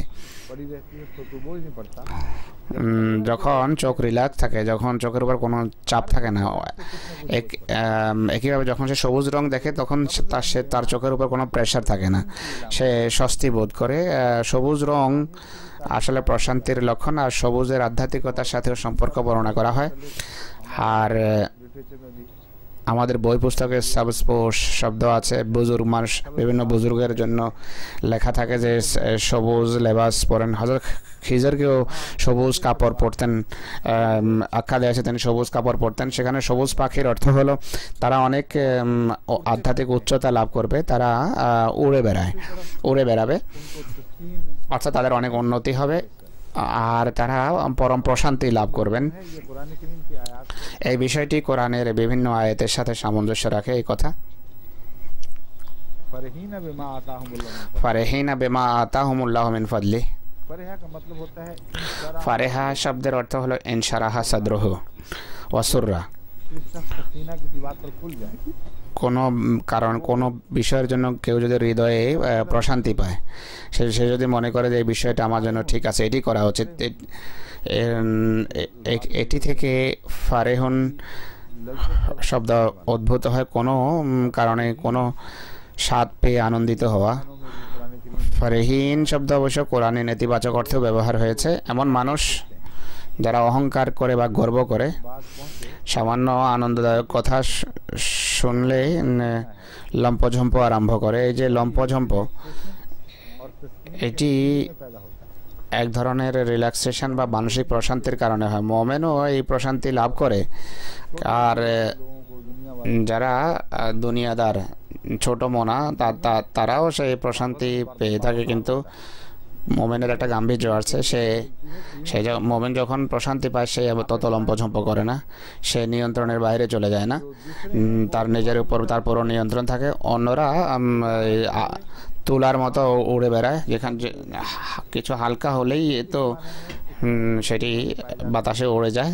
তো এই অর্থে যদি ব্যবহার হয় তাহলে এই শব্দের নেতিবাচক অর্থ আছে।